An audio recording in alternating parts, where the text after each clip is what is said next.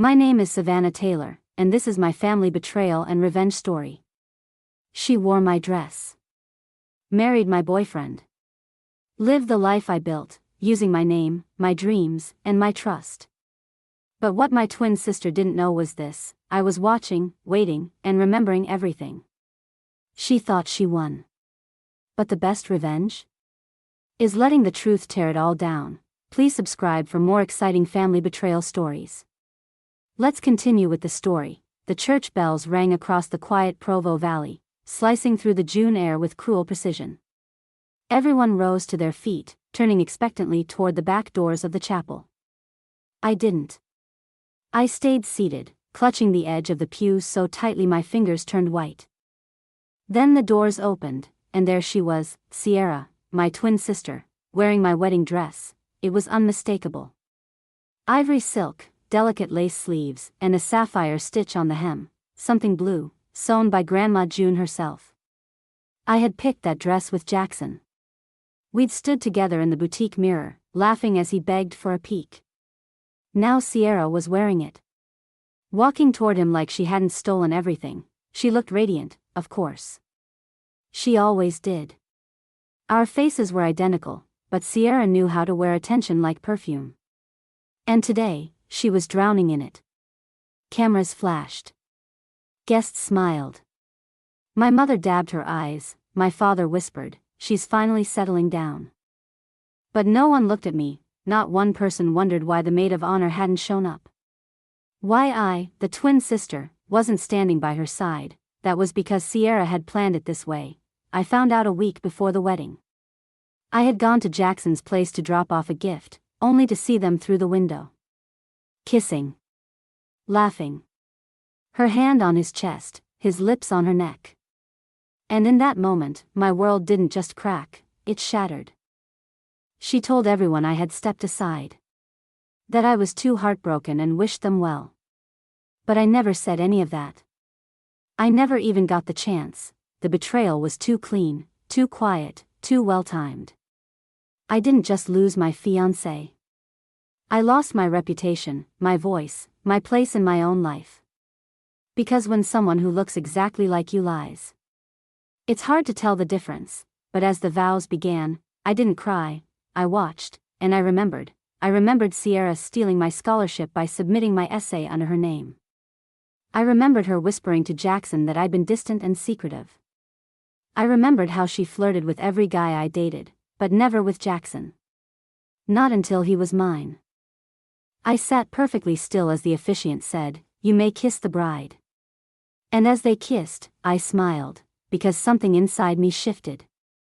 This wasn't grief anymore, it was clarity. She thought she'd won. She thought I'd disappear, embarrassed, erased. But I'm not the one who will be forgotten. Sierra can have the ring. She can have the dress. But every lie comes with a cost, and I've kept the receipts. This was supposed to be my wedding, but now it's the first day of her unraveling, and the beginning of my revenge. Growing up in Provo, Utah, meant being raised in a world of structure, tradition, and small-town scrutiny. Everyone knew everyone, or at least thought they did. And when you were a twin, the comparisons never stopped. They're so alike, people would gush. Sierra's the outgoing one. Savannah's the shy one. She's the pretty one. Oh wait, they both are. Followed by forced laughter. From a distance, it all seemed harmless. Cute, even. But inside our shared world, it wasn't cute. It was a quiet war, and I didn't even realize I was a soldier until I was losing ground. As kids, Sierra and I were inseparable. We shared a room, a school, a birthday cake every year. We wore matching dresses Mom sewed herself, took turns leading the prayer at Sunday dinner, and held hands crossing the street. But the balance started to tilt in middle school. That's when Sierra began to crave attention, not in doses, but in floods. If I got an A, Sierra would brag about her B, but somehow spin it into a story about how her teacher secretly favored her. If I joined choir, she suddenly wanted to sing too, even though she mocked it the week before. I told myself it was sisterly mimicry. But the truth was harder. Sierra didn't want to be like me. She wanted to replace me. Then came high school. And Jackson Miller, he was the kind of boy Utah girls planned futures with, tall, polite, good with tools, and loyal to his family's ranch. We met in 10th grade biology. While everyone else paired up quickly, Jackson looked across the room and chose me. Not Sierra. Me, it was the first thing she couldn't take by force, or so I thought. At first, she played it cool. Friendly, even. She'd tease us lightly, joke that you two are so boringly cute it's disgusting. But I saw the way she looked at him when she thought I wasn't watching. I caught her spritzing perfume before our study nights, even though she wasn't going out. I once found a photo of the three of us in her drawer. Cropped so it was just her and Jackson. Still, I told myself it was harmless. Sisters love attention, I thought. She'll get over it. But Sierra didn't want attention. She wanted validation. She wanted to win. She began reshaping herself to fit into my shadow, just enough to be mistaken for me, yet different enough to seem better. She joined the same church group, started dressing more conservatively. Even volunteered at the same food bank. But she never did it for the cause. She did it because I did. I started to feel like I was living with a mirror that didn't reflect me. It competed with me. And worst of all, no one else saw it. Not my parents. Not our friends, not even Jackson, at least, not yet. The first cut wasn't loud. It didn't bleed. It was quiet, paper thin. Like a whisper you almost didn't hear. But once it was there, everything changed. It started with the scholarship. I'd worked for years on that application, late nights editing essays, weekends logged volunteering at the local animal shelter, even summer classes to bump my GPA. Everyone said I was a shoo-in for the Women in STEM program at the University of Utah. I felt it too. It was mine, until the rejection letter came. Thank you for applying. Unfortunately. I sat on the porch swing, rereading it under the dying afternoon sun. My chest burned, but it wasn't confusion. It was the eerie feeling that something wasn't right. The letter said my essay had never been submitted. But I remembered uploading it. Triple-checking it. I even had a screenshot of the confirmation page. That night, Sierra didn't say much. Just hovered in the kitchen while I stared blankly at the letter. Then she offered me her version of sympathy. Maybe it just wasn't meant to be. Save. God closes doors for a reason. But her eyes. Her eyes were smug. 2 weeks later, I found the USB drive. It had been missing from my desk for over a month. It was tucked inside Sierra's old makeup bag, buried beneath unused eyeliner and dried mascara. My name was on the file, but it had been renamed, with Sierra's initials. That was the first cut, then came the second. My volunteer hours vanished from the food bank database. The coordinator called me confused, claiming I'd never logged in or submitted my hours. But I had. Every Saturday for 3 months. When I confronted her in person, she said Sierra had stopped by and mentioned I was taking a break from volunteering due to burnout. I hadn't said that. But Sierra had said it for me. By the time Jackson started pulling away, I should have seen it coming. His texts got shorter. Our conversations started feeling like check-ins rather than something real. I caught him canceling plans for family stuff, only to find out later he'd been with Sierra at a school event I hadn't even known about. I used to believe jealousy was just an emotion, something petty and fleeting. But Sierra's wasn't emotional. It was surgical. Calculated. She didn't lash out or scream or sabotage in the obvious ways. No, she chipped away at my life, piece by piece, like a sculptor carving her masterpiece out of someone else's stone. It wasn't about what she could have, it was about what I couldn't. The scary part? She did it so subtly that for a long time, I thought I was imagining it. But I wasn't crazy, I was being erased, and the first cut was just the beginning. It happened on a Thursday. I remember because it was raining, one of those rare Utah storms that rolls in fast and loud, as if the sky itself is warning you. I was supposed to meet Jackson at our favorite diner. I even brought the book he'd been wanting to borrow, wrapped in brown paper with his initials written in the corner. But he never showed. Instead, he texted, "Can we talk?"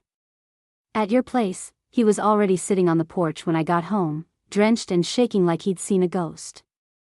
I knew something was wrong before he even opened his mouth. And when he did, it wasn't a confession, it was a collapse. I didn't mean for it to happen, he said. We were both confused. It just happened, Savannah. I didn't ask who. I didn't need to, Sierra, of course, it was always Sierra. He kept talking, trying to make it sound like a mistake, like he'd tripped and fallen into my sister's bed. But then he dropped the real bomb, the one that changed everything. She's pregnant. That's when I stopped hearing him. His voice faded behind the sound of the storm pounding the roof. I remember staring at the water dripping from his collar, wondering how something so cold could come from someone I once loved so deeply. I didn't cry. I didn't yell, I just stood up, walked inside, and closed the door behind me. That silence. It terrified him more than any words ever could. Later that night, my parents came over. Mom was already tear-stained, clutching tissues like they could soak up the disaster. You have to forgive them, she said softly. It's complicated, honey. Sierra's scared. She didn't mean to hurt you. I laughed. It was the kind of laugh that doesn't sound right coming out of your mouth. Hollow. Unrecognizable. She didn't mean to? I whispered. She's been meaning to. Dad avoided eye contact. He didn't want to choose sides. He never did, so I made it easy for them. I told them I needed space. I told them I'd be fine. I lied, but from that night on, I started keeping track. Every secret Sierra thought she'd buried. I dug up her burner Instagram account. Full of flirty DMs to half the guys in town, while she was with Jackson, the fake documents she used to apply for the scholarship I lost, the anonymous letters sent to my advisor, accusing me of plagiarism. I found them all. Screenshots. Copies. Names. Dates. I wasn't planning revenge, not yet, but I was collecting insurance, because someday, Sierra's house of lies would collapse, and when it did, I wanted to be standing at the center of the wreckage, calm, composed, and holding the matches. She may have stolen my love, my future, even my family, but what she forgot was that I remember everything. 6 months, that's how long the fairy tale lasted. From the outside, Sierra's life looked perfect. White picket fence in Orem, baby bump photos filtered to perfection, holiday dinners hosted in her Pinterest-worthy kitchen. Everyone smiled. Everyone clapped. And yet, something always cracks when it's built on stolen ground. It started with whispers. Jackson's mom, sharp as a hawk despite her sweet, Relief Society exterior, noticed Sierra missing family gatherings, always with vague excuses. She said she was at a prenatal yoga class, she told my mom, but I saw her car parked at that new brewery near campus. Sierra didn't drink. At least, not publicly. I watched from the sidelines, quiet and patient. I knew the mask would eventually slip. But just in case, I helped it along, anonymously, of course. The photos I sent Jackson weren't explicit, just suggestive. Sierra at a hotel bar with one of her old flings, laughing a little too hard, his hand resting a little too low on her back. A snapshot of messages from her secret account, flirtatious, bold, unmistakably not the language of a devoted wife and mother-to-be. At first, he didn't believe it. Or maybe he didn't want to, but truth has a way of echoing louder each time you try to silence it. The real break came 2 weeks later, when Jackson found a burner phone tucked beneath the bathroom sink, wrapped in a pair of unused maternity leggings. The messages were explicit.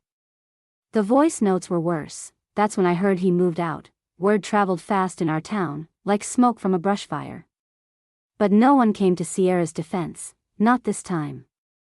People who once gushed over her charm began to question things, her sudden rise in church status, her glowing reputation, the stories she told about me stepping aside. Do you think Savannah really gave up Jackson? Someone asked at a baby shower. It just doesn't sound like her. They were starting to remember who I really was, and who Sierra had always pretended to be. Meanwhile, I kept digging, through an anonymous tip. Me again. I alerted the University Scholarship Board about a potential case of identity fraud. When they opened her file, the plagiarism was obvious. She'd copied entire paragraphs from my original essay, right down to the unique story about our grandfather's farm and my dream of building sustainable irrigation systems. I didn't have to do much more. The truth was doing the work for me now. One by one, her perfect walls were crumbling. The marriage. The scholarship. The reputation she wore like armor, and all I had to do was watch. For years, I let her steal pieces of me, my future, my name, my love. But now, people were finally seeing her without the mask, and Sierra without a mask was nothing but a lie unraveling in slow motion. Grandma June passed on a quiet Sunday morning, just as the sun was rising over the Wasatch Mountains. The nurse said she slipped away peacefully, her favorite hymn playing softly in the background. I sat beside her bed, holding her hand as the warmth faded. It was the first time in months I'd felt peace, and the deepest kind of ache. She was the only one who saw me, while everyone else clapped for Sierra's performances. Grandma June noticed the pauses. She saw through the smiles, the masks, the hollow praise. After the betrayal, I visited her every week. We played cards. She told stories. I cried more than I spoke. And she listened, always. Sierra, of course, hadn't visited in over a year, but that didn't stop her from showing up at the reading of the will, dressed in black, sunglasses perched dramatically on her nose like she was starring in a soap opera. She looked confident. She expected everything. She left with nothing. The lawyer read it slowly, clearly. To my granddaughter, Savannah June Taylor, the one who never stopped showing up, I leave my home, the surrounding land, and my trust fund. May you always remember where you come from, and may this place always be your own. Sierra's jaw clenched. I didn't gloat. I didn't smirk, I just looked at her. And didn't blink. Mom gasped quietly. Dad didn't speak at all. And Sierra? She bolted out of the room like the oxygen had been sucked from it. I imagined her rage boiling underneath her skin. She was supposed to be the golden one, but gold doesn't tarnish. She was just a polished copy. I moved into the house that same month. It was old but strong, with creaky floorboards and sunlit windows that felt like home. The land stretched far, wild and quiet, unlike anything Sierra ever wanted. She liked showy. I liked real. I didn't need to post photos or make announcements. People noticed. And slowly, quietly, they began to respect me again. Not because I made noise, but because I stood in what was mine. I planted a garden. I fixed the roof. I opened the doors to neighbors, just like Grandma June had done for decades. There was healing in the routine, in the soil under my nails, in knowing I was building something honest. And Sierra? She drove by sometimes. I'd catch her car parked just beyond the hill. Her silhouette barely visible through the windshield. Watching. Waiting.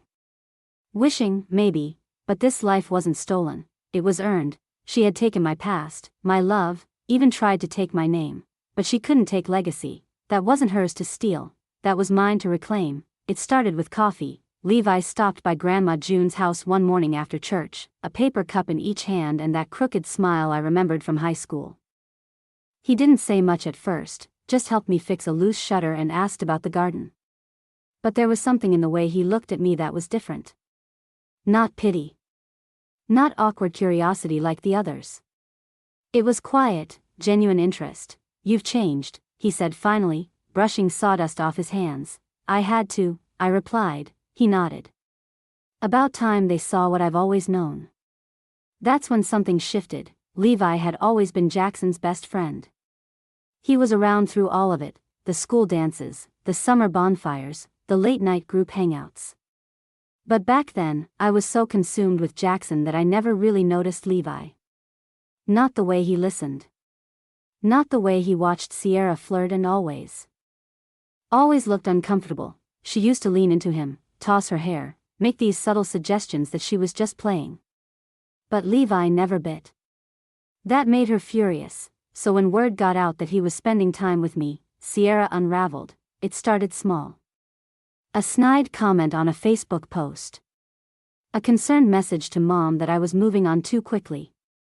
Then she escalated, showing up uninvited to a town cookout, wearing a dress 2 sizes too small and asking Levi if he remembered those nights they used to talk. He didn't bite, Instead, he walked across the field, took my hand in front of everyone, and said, "Want to get out of here?" Whispers followed us. People stared. But I didn't shrink. For the first time, I didn't feel like a shadow. Levi saw me, not as Jackson's ex or Sierra's twin. Just me. He didn't ask about the past. He didn't press for gossip. He just showed up, when he said he would, how he said he would, and never flinched when the rumors started swirling. And Sierra? She couldn't stand it, her control was slipping, and she knew it. No more perfect marriage. No more curated image. No more power over the people she once played like a piano. The cracks she tried to seal were breaking wide open, but I wasn't watching her anymore. I was too busy planting flowers on the porch, laughing with Levi as we painted the kitchen, breathing in a life that felt like mine. Real. Uncomplicated. Bright. People began to see me differently.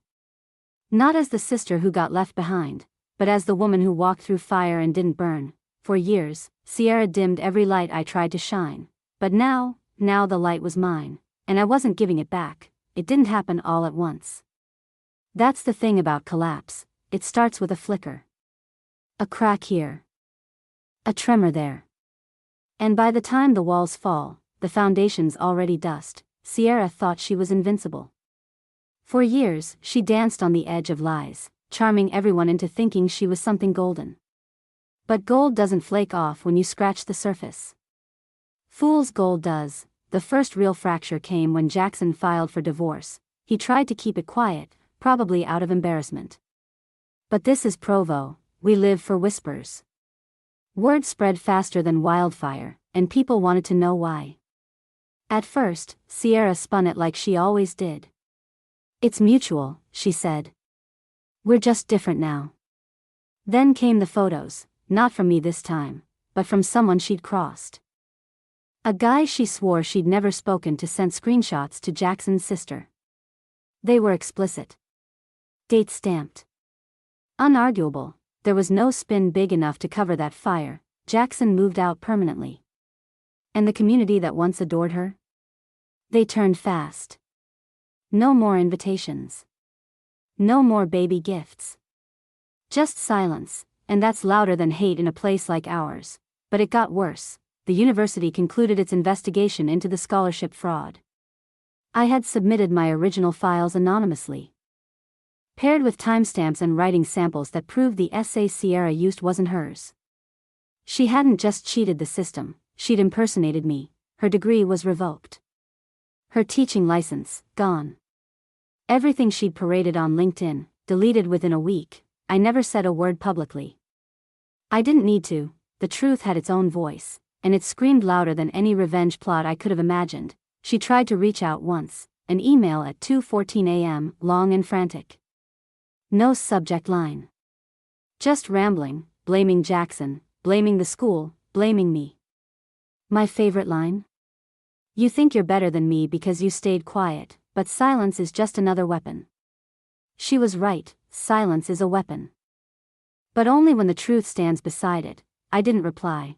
I didn't need to explain to the girl who played with fire that flames burn everyone eventually, even the ones who strike the match. By now, the town had made its decision. They knew what she was. No more excuses. No more twin confusion.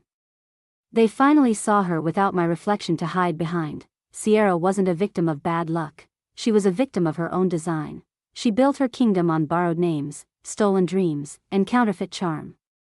And when it all fell apart, the only thing left standing was the truth. Cold, sharp, and merciless. And me, I was still standing too, not as a shadow, not as the sister left behind, but as the woman Sierra tried to erase, and couldn't. The air in Salt Lake City feels different, lighter, cleaner. Maybe it's the distance from Provo, or maybe it's what I left behind. Either way, every time I walk through my neighborhood, coffee in hand, sunlight on my face, I know one thing for sure: I'm not her twin anymore. I'm just Savannah. No comparisons. No confusion. No shadows. It's been over a year since everything fell apart. Sierra's marriage. Her career. Her carefully constructed life. People ask if I ever think about her. I do, sometimes. Not out of bitterness. Out of clarity. You don't forget someone who tried to become you, but what amazes me is how little it hurts now. That pain, the ache of betrayal, of being erased, is no longer sharp. It's distant, like a storm that passed and left the sky clearer than before. I have a job I love, working with a nonprofit that supports young women in STEM. The irony isn't lost on me. The scholarship I lost might have been taken, but the purpose behind it? That's mine again. Fully, finally. Levi and I still laugh about that first day on the porch, when he brought me coffee and quietly showed me what it meant to be chosen, not out of competition, but from truth. We're not rushing into forever. We're just building something steady. Something real. Sometimes I get letters from people back in Provo, old classmates, neighbors, even a former teacher who admitted she never realized how much Sierra was stealing. They say things like, "You're stronger than I thought," or "We were wrong." It's nice. But I didn't need validation, I just needed space to become who I always was. As for Sierra, I hear she moved in with our parents. I don't ask questions, and no one volunteers answers.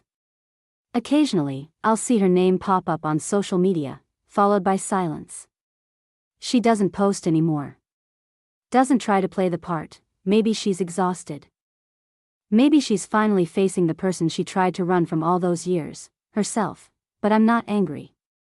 Not anymore, because in losing the life I thought I wanted, Jackson, the perfect plan, the picture book ending, I gained something far more valuable, me, the version of me that doesn't shrink, the version that walks into a room without wondering who I'm standing in the shadow of. The version that plants roots without fear they'll be stolen. I used to think revenge meant destruction, burning everything down so they feel what you felt. But the truth, the best revenge is peace. It's living beautifully, deeply, honestly. Without ever looking back, and if Sierra ever does look back, she'll see a woman she'll never be able to touch again, because my name is Savannah, and I finally know what it means to be whole.